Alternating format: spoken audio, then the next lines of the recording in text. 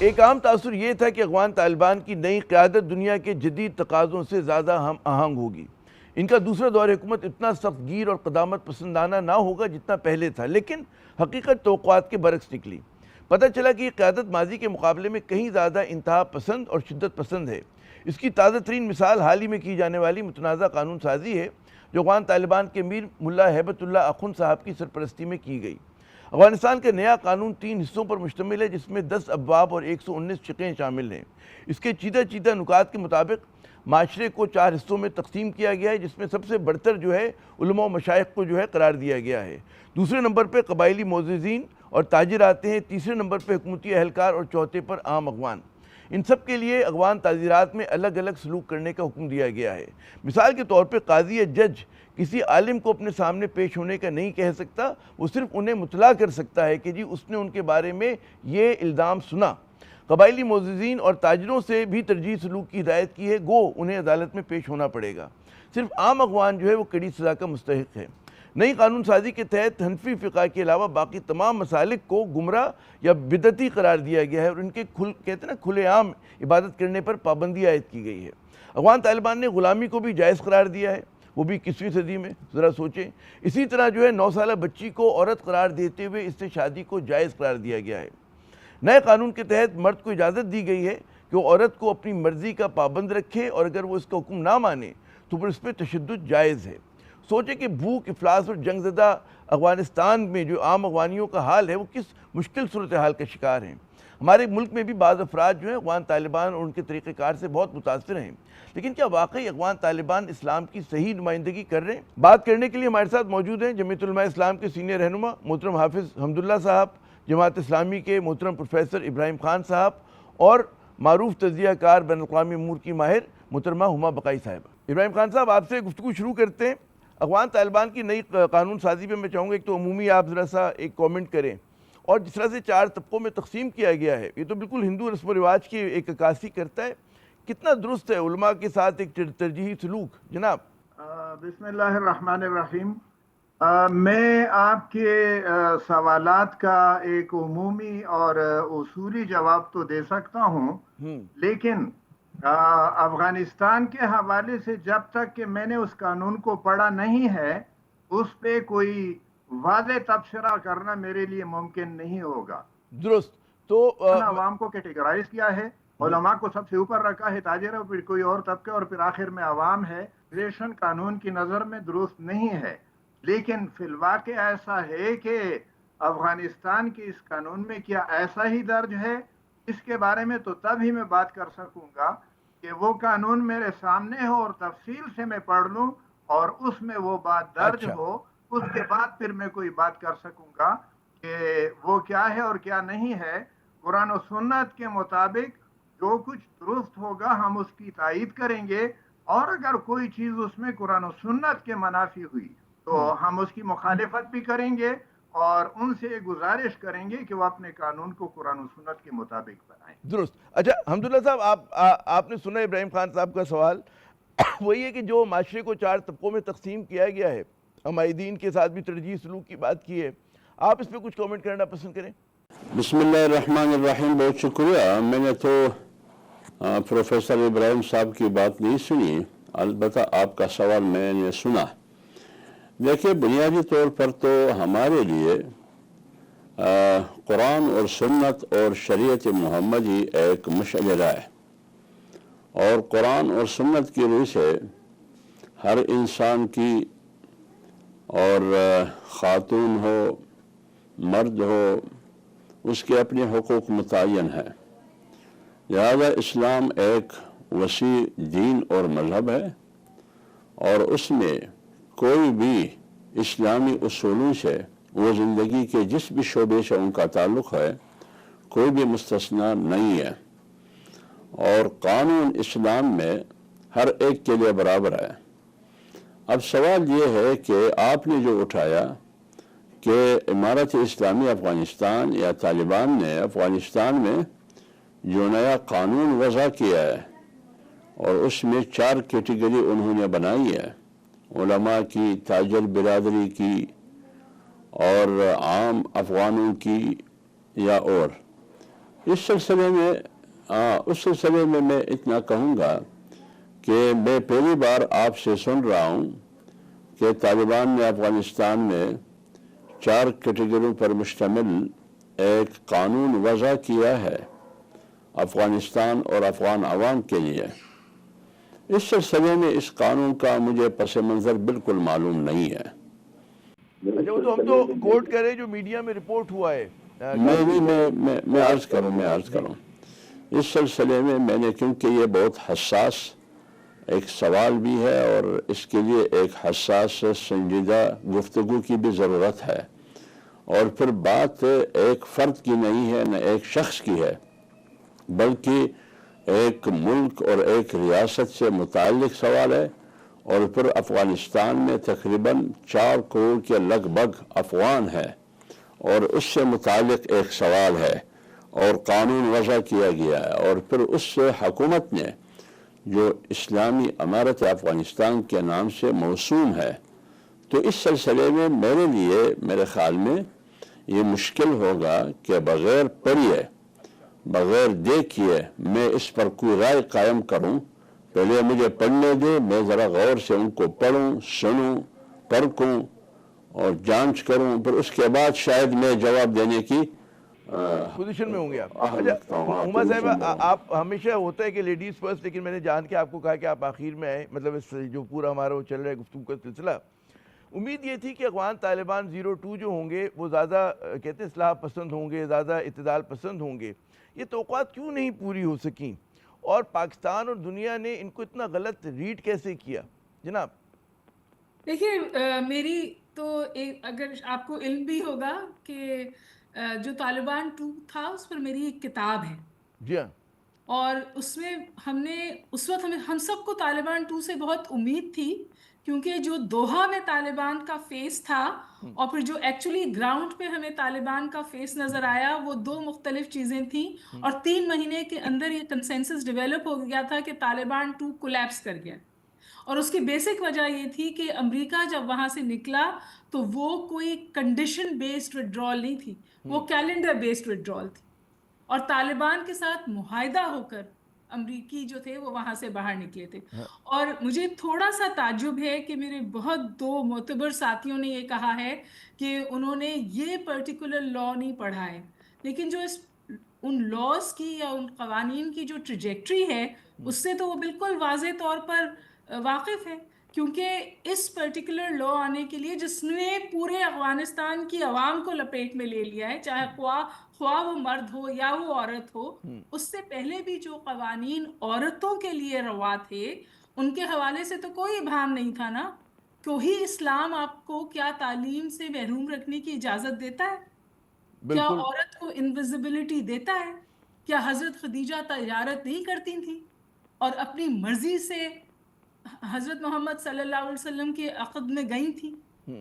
تو یہ جو چیزیں گراؤنڈ پر افغانستان میں ہو رہی تھیں، اس کے بارے میں تو ہمیں اور آپ کو اچھی طرح سے پتا تھا.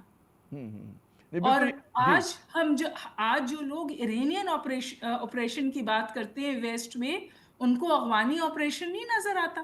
اور پھر میں اور گزارش کروں، آپ اس نئے لا کی وجہ طرف آ جائیں. اس لا کا کانٹیکسٹ کیا تھا؟ اس لا کا کانٹیکسٹ یہ ہے کہ اس وقت افغانستان میں گراؤنڈ پہ بہت بے چینی ہے اور لوگ پروٹیسٹ کرنے باہر نکل رہے ہیں. تو رات کے اندھیرے میں خاموشی سے یہ بنایا گیا لیگل فریم ورک، اور اس کو کورٹس میں بھیج دیا گیا کہ اس پہ عمل کر دیجئے. یہ کس طرح میرے اور آپ کے سامنے آیا؟ یہ اس طور میرے اور آپ کے سامنے آیا کہ کچھ ہیومن رائٹس ایکٹیوسٹ نے اس ڈاکیومنٹ کو لیک کر دیا، اور جو انٹرنیشنل آبزرورز اس ڈاکیومنٹ کو دیکھ رہے ہیں وہ کہہ رہے ہیں کہ اس کی صرف ایک ڈائریکشن ہے، اور وہ ڈائریکشن یہ ہے سوسائٹل ڈسینٹ جو ہے وہ انکاری نہ ہو سکے، اور وائلنس کو انہوں نے لیگل کور دے دیا ہے. اور آپ نے بالکل بجا کہا تھا اپنے انٹرو میں کہ یہ جو انہوں نے 4 تفریق کیے، جس وقت آپ وہ تفریق کر رہے تھے، میں نے صبح اس ڈاکیومنٹ کو پڑھا ہے، مجھے اسی وقت سمجھ میں آ گیا تھا کہ this is a direct reflection of Hindutva. Hindu sectarianism का कॉन्स्ट्रक्ट है ये कि जो फैसला करने वाले हैं उनके लिए जीरो अकाउंटेबिलिटी और जो अवाम है उस पर अकाउंटेबिलिटी का सबसे ज्यादा बोझ, उसको सजा देने के ऊपर कोई सवाल उठाने की इजाजत नहीं। और वायलेंस को याद रखिए, वायलेंस को, कोर्जन को, टॉर्चर को लीगल कवर। तो ये अवाम, लेजिस्लेशन और लॉज जो हैं वो अवाम को प्रोटेक्ट करने के लिए आते हैं। ये लेजिस्लेशन और लॉ जो है ये अवाम को कंट्रोल करने के लिए आया है। और मैं ये भी गुजारिश कर दूं कि जो अफगानिस्तान में तालिबान इस्लाम के नाम पे कर रहे हैं, ये इस्लाम नहीं है, ये ट्राइबलाइजेशन है। कोई इस्लाम लोगों से उनकी शनाख्त मिटाने की बात नहीं करता।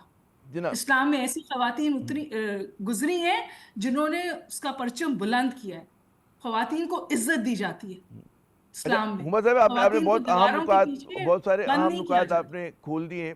मैं चाहूँगा कि इब्राहिम साहब, एक तो ये बात है कि लॉ तो आया है ये, और जो हुमा साहिबा ने कहा है कि जी ख़वातीन के साथ तो डिस्क्रिमिनेशन पहले से हो रही है, इस पर मैं चाहूँगा कि अपना वो थॉट दें, क्योंकि हमने जो पढ़ा है इस कानून के तहत, जो नया कानून है उसमें ग़ुलामी को जायज़ करार दिया है, 9 साल बच्ची को बालिग़ तस्वुर किया गया है, औरतों पर तशद्दुद की उन्होंने इजाज़त दी है। क्या कहेंगे इस पर आप?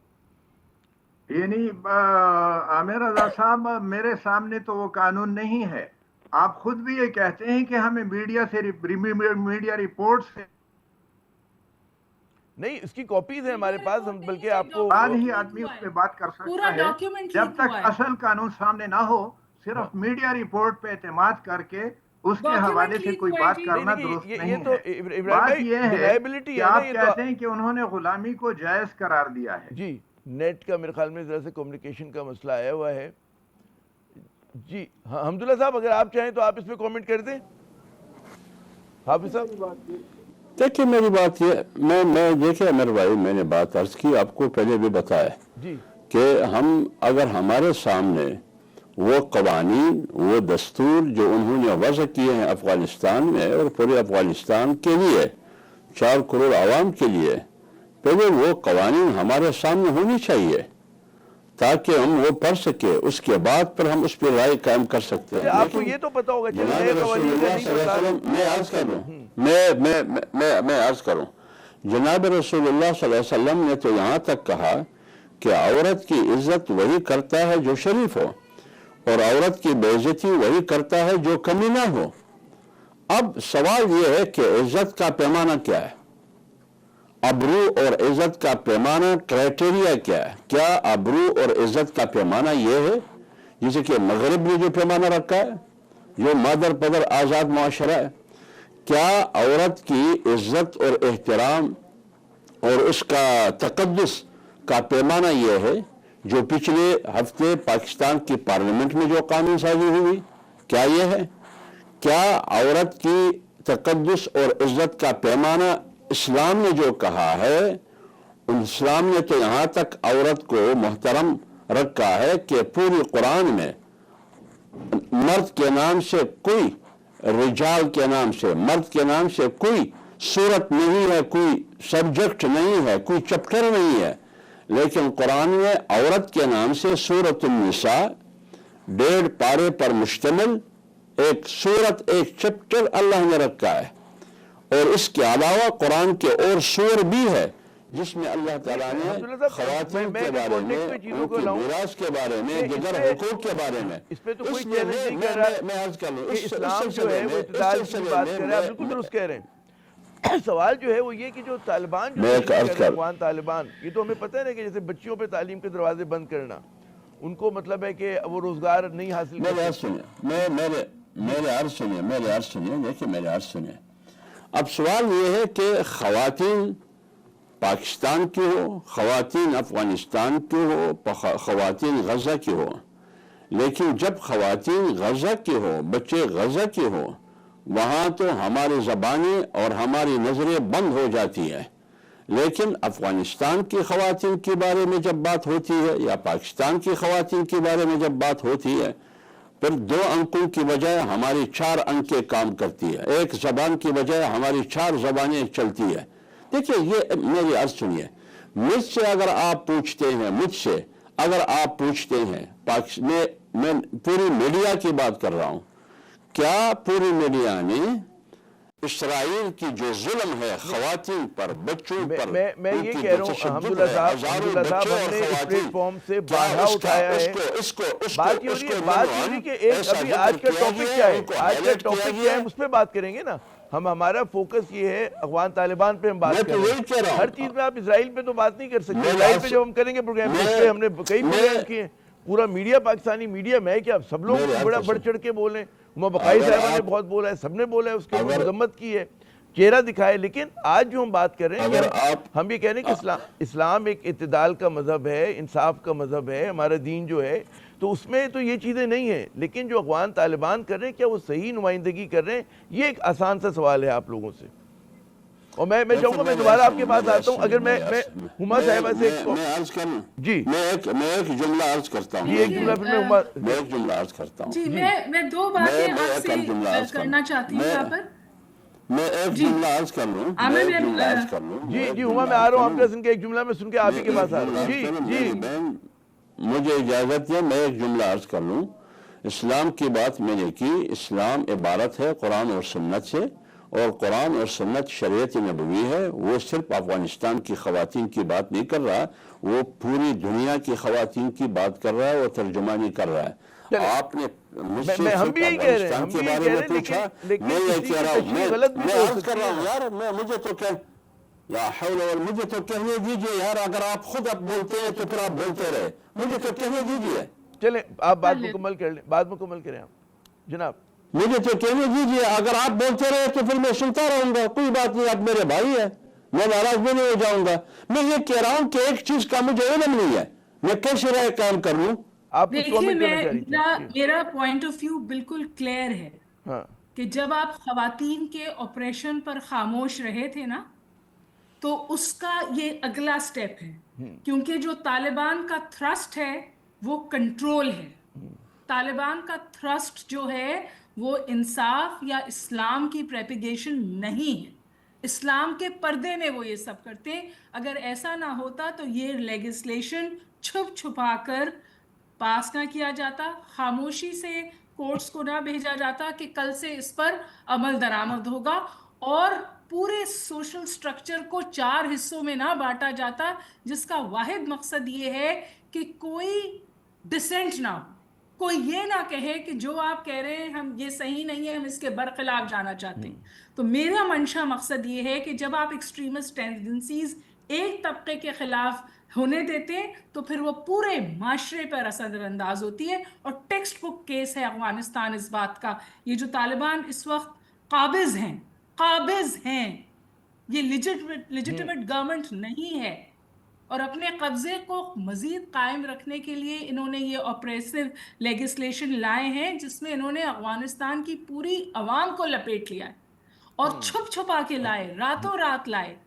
یہ اس طرح پتا چلا کہ وہ ڈاکیومنٹ پریس کی خبر نہیں ہے، پورا لیگل ڈاکیومنٹ لیک ہوا ہے. اور اس وقت انٹرنیشنل کمیونٹیز کی پہ بات کریے، جو میں ذاتی طور پہ سمجھتی ہوں کہ امریکہ بھی اس کا حصے دار ہے. ہمارے لیے سوچ کتنا بڑا چیلنج ہے. آپ چلیں قطع نظر کہ آپ نے وہ ڈاکیومنٹ نہیں پڑھا، لیکن اس کی بہت ساری جھلک تو پہلے سے ہمیں پتہ ہے نا کہ خواتین کے ساتھ وہ کیا کہتے ہیں، کام نہ کرو، ان کے اوپر اور پابندیاں لگائی گئی ہیں، اور اسی طرح جو اور ان کے اقدامات ہیں. اس پہ میں چاہوں گا کہ آپ کی جماعت جو ہے. عامر صاحب، آپ نے خود یہ بات کہی ہے کہ آپ وہ قانون آپ نے نہیں پڑھا. ہما صاحبہ نے کیا اس قانون کو پڑھا ہے جو بار بار وہ کہہ رہی ہے کہ وہ لیک ہو گیا ہے اور چوری چھپے انہوں نے کیا ہے اور عدالتوں کو بھیجا ہے؟ اصل میں یہ باتیں ایسی ہیں، بہت سارے مباحث ایسے آ جاتے ہیں. بچیوں کی تعلیم کا مسئلے پہ دنیا بھر کے علماء نے ان سے کہا ہے کہ آپ کا یہ کام درست نہیں ہے، اور بچیوں کی تعلیم کا سلسلہ فی الفور جاری رہنا چاہیے. اور پھر خود انہوں نے بھی کچھ وضاحتیں کی ہیں کہ کچھ ادارے ان کے اپنی سرپرستی میں چل رہے ہیں جہاں خواتین کو تعلیم بھی دی جاتی ہے، اور خود خواتین ان اداروں کو وہ بھی سامنے آئی ہیں. اور اس وقت جب خاص قانون پہ آپ کوئی مذاکرہ کر رہے ہیں، کوئی ٹاک شو کر رہے ہیں، تو اس کے لیے ضروری ہے کہ وہ قانون بالکل سامنے ہو اور اس قانون کی بنیاد پہ بات کی جائے. میں آپ کا پوائنٹ ویل ٹیکن کہ ہم اس قانون پہ بات نہیں کرتے. یہاں پر ہم ذرا سا ایک پاز لیتے ہیں، ایک وقفہ لیتے ہیں. ناظرین، اور جب ہم وقفے کے بعد دوبارہ آتے ہیں تو بات پھر کرتے ہیں افغان طالبان اور کہتے ہیں نا پاکستان کے جو تعلقات میں ایک بہت بڑی خلیج آ گئی، اس پر بات کریں گے۔ ہمارے ساتھ ہمارے مہمان ہوں گے، ہمارے ساتھ رہیے گا۔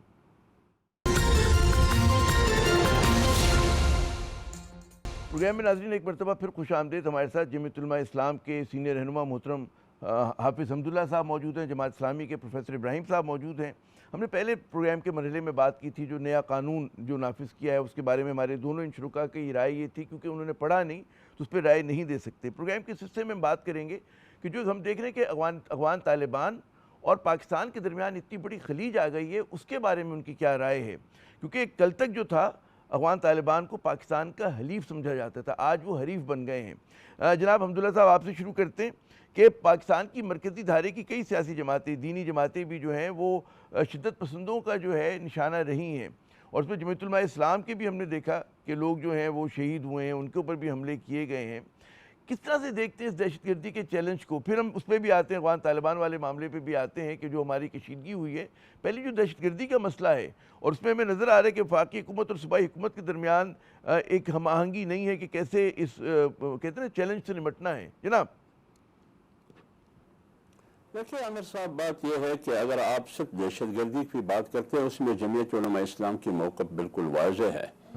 2009 اور 10 میں جمعیت علماء اسلام نے کوئٹہ میں 10,000 افراد کا اجتماع کیا جس میں علماء شامل تھے، اور خیبر پختونخوا میں تقریباً 15 سے 20,000 افراد کا اجتماع کیا تھا جس میں اکثریت علماء کی تھی، اور جمعیت علماء اسلام کی سرپرستی میں یہ ہوئی۔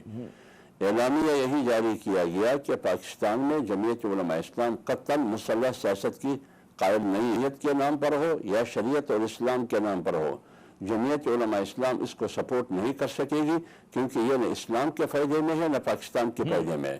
پھر اس کے بعد لاہور میں تمام مکاتب فکر کا ایک اجتماع ہوا، پھر اس کے پہلو میں تمام اتحاد تنظیمات مدارس کا ایک اجتماع ہوا، شاید پروفیسر ابراہیم صاحب کو یاد ہوگا، وہاں بھی اس اعلامیے میں بنیادی شک یہ ہوئی تھی جو انہوں نے آپ کو سامنے رکھا۔ پھر آپ کو یاد ہوگا جب جنرل باجوہ صاحب چیف آف آرمی اسٹاف تھے، اس زمانے میں ان کیمرہ اجلاس ہوا، میں سینٹ میں تھا، اس میں جنرل باجوہ صاحب بھی آئے تھے، ڈی جی ایم آئی آیا تھا، اور اس زمانے کے ڈی جی ایس آئی بھی آئے تھے۔ وہاں انہوں نے اس کا اظہار کیا اور کہا کہ ہم ایک بیانیہ بنا رہے ہیں، سوچ رہے ہیں، غور کر رہے ہیں، پیغام پاکستان کے نام سے ایک قومی بیانیہ ہوگا۔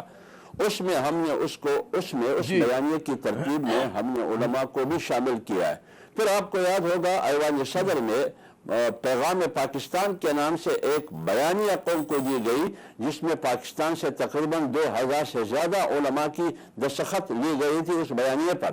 اس میں بھی یہی ہے کہ ہم مسلح سیاست کی قائل نہیں ہے، لہٰذا تو تمام مکاتب فکر کی، تمام مذہبی سیاسی جماعتوں کی، تمام اتحادی تنظیمات مدارس کا ایک ہی موقف ہے کہ ہم دہشت گردی کے قائل نہیں ہے۔ اب سوال یہ ہے کہ پاکستان کے لیے دہشت گردی، بدامنی، دنگا فساد ایک مسئلہ ہے یا نہیں ہے؟ بالکل مسئلہ ہے، لیکن یہ بھی ایک سوال ہے کہ دہشت گردی کب شروع ہوئی ہے؟ دہشت گردی اس وقت شروع ہوئی جب ڈکٹیٹر مشرف نے دہشت گردی کی جنگ میں امریکہ سے مل کر افغانستان پر چڑھائی کی، اس وقت سے شروع ہوئی۔ لہٰذا یہ دہشت گردی کی جنگ خود پلور پر، میں سینٹ میں تھا، پلور پر اس زمانے کے وزیر داخلہ چودھری نثار نے فرمایا، کہا کہ یہ دہشت گردی کی جنگ ہماری نہیں ہے، یہ دہشت گردی کی جنگ ہم پر مسلط کی گئی، اب یہ ہماری جنگ بن گئی تو کس نے مسلط کی؟ وہ تو کم سے کم اگر دہشت گرد نہیں ہے وہ تو سہولتکار ہے۔ تو لہٰذا خلاصہ یہ ہے کہ جو پالیسیاں ہم نے بنائی 9/11 کے بعد، آپ نے نہ قوم سے پوچھا، نہ پارلیمنٹ سے پوچھا، نہ قومی سیاسی قیادت سے پوچھا، ایک شخص نے فیصلہ کیا، آج قوم بھی بھگت رہی ہے اور ریاست اور ملک بھی بھگت رہی ہے۔ افغانستان کے ساتھ آپ کے تعلقات کب سے خراب ہے؟ کیا سردار داؤد خان کے ساتھ آپ کے تعلقات ٹھیک تھے؟ نہیں، ٹھیک نہیں تھے۔ نور محمد ترکی کے ساتھ آپ کے تعلقات ٹھیک تھے؟ نہیں، ٹھیک نہیں تھے۔ فیض اللہ عامر کے ساتھ آپ کے تعلقات ٹھیک تھے؟ نہیں، ٹھیک نہیں تھے۔ ڈاکٹر نجیب کے ساتھ ٹھیک تھے؟ نہیں، ٹھیک نہیں تھے۔ جب مجاہدین کا دور آیا، ربانی وغیرہ کا، آپ کے تعلقات ٹھیک تھے احمد شاہ مسعود کے حوالے سے؟ نہیں، ٹھیک نہیں تھے۔ پھر اب 9/11 کے بعد امریکن کی چھتری میں اشرف غنی اور کرزئی کی حکومت آئی، کیا آپ کے تعلقات ٹھیک تھے؟ ٹھیک نہیں تھے؟ پھر طالبان کی حکومت آئی، آپ نے کہا کہ آپ نے کہا کہ یہ پرو پاکستان ہے 15 اگست 2021 کو، پھر وہ پرو پاکستان کیسے تبدیل ہو گئے؟ آپ وہاں جا کے ان سے معاہدہ کر کے مسلح لوگوں کو یہاں لایا، اس فیملی ہزاروں نے. یہ سوال مجھ سے پوچھنے کی بجائے آپ ریاست سے پوچھیے، حکومت سے پوچھیے کہ آپ نے 22 آپریشن کیے. نہیں، میرے یاد سنیے، آپ نے 22 آپریشن کیے، آپ نے ہزاروں چھوٹے آپریشن کیے، دہشت گردی ختم ہونے کا نام کیوں نہیں لے رہی؟ یہ بڑا سوال ہے. اچھا، مگر آج کے تناظر میں بات کرتے ہیں ابراہیم صاحب. اب یہ جو ایک نقطہ نظر دیا ہے، اب ظاہر ہے کہ مشرف صاحب کے اس فیصلے پہ آج بہت سارے لوگ تنقید کرتے ہیں، لیکن اس زمانے میں کہا جاتا تھا کہ پاکستان کے پاس کوئی دوسرا راستہ نہیں، کیونکہ یو این مینڈیٹڈ آپریشن تھا امریکہ کا اور اس کے اتحادیوں کا. خیر وہ تو اب گزر گیا. اب اگر ہم آج کے تناظر میں بات کریں کہ وفاقی حکومت کہتی ہے کہ جی نیا آپریشن ناگزیر ہے، صوبائی حکومت کہہ رہی ہے کہ جی جب تک تمام اسٹیک ہولڈرز کو آپ نہیں لیں گے اعتماد میں اس وقت تک آپریشن کامیاب نہیں ہوگا، ان کے بھی تحفظات ہیں.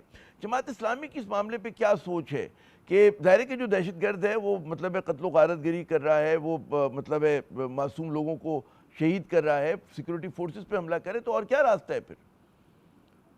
عامر صاحب، پہلی بات میرے دوست حافظ صاحب نے اس پہ بات کی ہے. میں اس پہ ذرا بات کرنا چاہتا ہوں. پاکستان اور افغانستان کے تعلقات کیسے بگڑ رہے ہیں. جی میں حوالہ دینا چاہتا ہوں. 25 مئی 2025 کو بیجنگ میں پاکستان کے وزیر خارجہ اور نائب وزیر اعظم اسحاق ڈار، افغانستان کے وزیر خارجہ امیر خان متقی اور چین کے وزیر خارجہ کی ملاقات ہوئی اور بہت مثبت باتیں سامنے آئیں.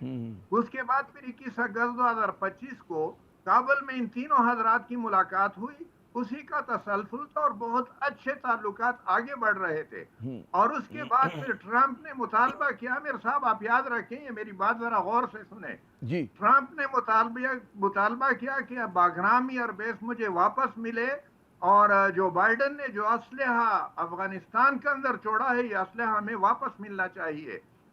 اور اس کے بعد پھر 7 اکتوبر 2025 کو ماسکو میں ماسکو فارمیٹ کے نام سے ایک میٹنگ ہوئی، جس میں روس، چین، پاکستان، افغانستان، ایران، وسط ایشیا کی ریاستیں موجود تھی اور بیلاروس اس میں مبصر کی حیثیت سے شامل ہوا تھا.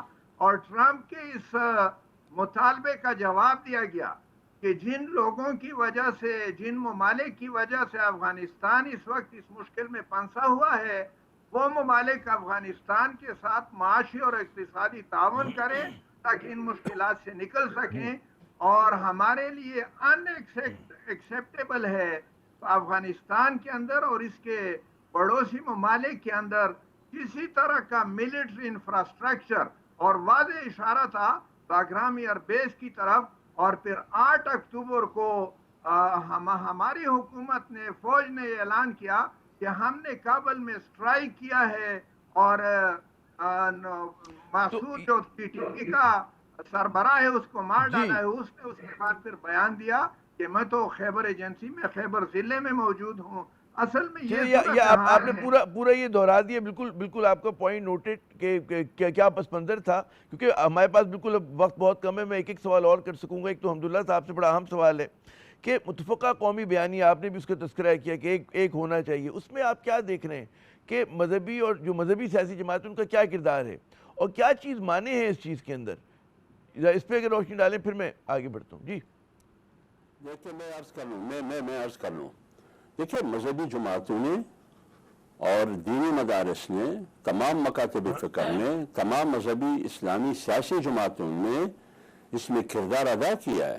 جب بھی بات آئی ہے پاکستان کی، پاکستان میں بدامنی کی، پاکستان میں فساد کی، دنگا اور فساد کی، جمعیت علماء اسلام ہو یا کوئی اور جماعت، وہ ہمیشہ ریاست کے ساتھ کھڑی رہی ہے.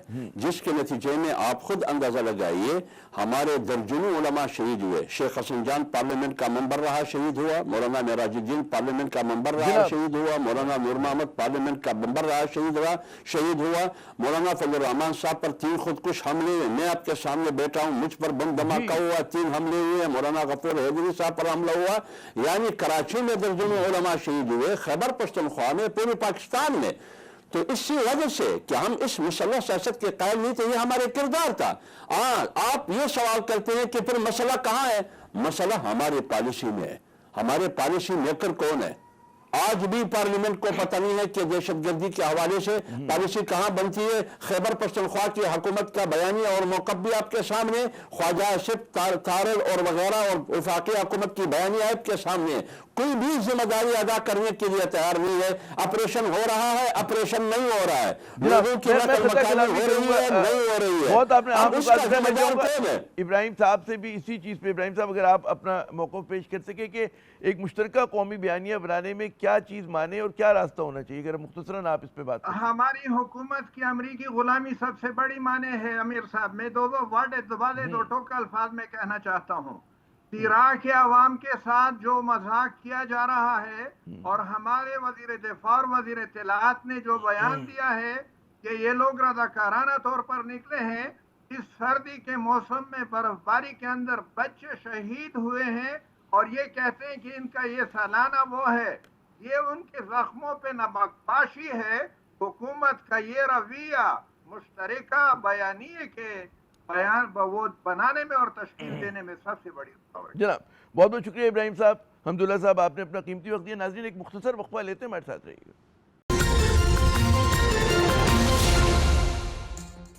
جناب افغان طالبان کی جو نئی قانون سازی ہے، یہ یقیناً افغانستان کو مزید تاریکیوں میں دھکیلنے کے مترادف ہے۔ 21ویں صدی ہے اور اس میں آپ سوچیں کہ غلامی کے کہتے ہیں احیا کی بات ہو رہی ہے۔ 21ویں صدی اور 9 سالہ بچی کو آپ عورت قرار دیتے ہیں۔ اس پہ آدمی لرز جاتا ہے کہ جناب یہ کس کہتے ہیں زمانے کے لوگ ہیں، کیا ذہنیت ہے ان کی۔ اور جو انسان جو کہتے ہیں اسلام کا تصور ہے، انصاف، اعتدال، انسان دوستی، یہ اس کی روح کے منافق جو ہیں اقدامات ہیں۔ ایک تو یہ میرے خیال میں بہت ہی اہم بات ہے۔ دوسری بات یہ کہ جو پاکستان کو جو دہشت گردی کا چیلنج درپیش ہے، اس کے حوالے سے یقیناً آپ نے تحفظات سنے پاکستان کی جو 2 بڑی مذہبی سیاسی جماعتیں ہیں، اس پہ ذمہ داری حکومت کی آتی ہے کہ ان کو اعتماد میں، صرف انہی کو نہیں بلکہ تمام اسٹیک ہولڈرز کو اعتماد میں لے، اور اس کے لیے جو بھی وہ اقدامات کریں، وہ کہتے ہیں نا کہ میڈیا گلیڈ سے الگ ہو کر سنجیدہ بات چیت کی ضرورت ہے، کہ جہاں پر ان لوگوں کے تحفظات کو ایڈریس کیا جا سکے، ان کے دور کیا جا سکے، یا کم از کم ان کے اعتراضات آپ سن تو لیں۔ اسی کے ساتھ عامر زیب کو اگلے پروگرام تک اجازت دیجیے گا۔ خدا حافظ۔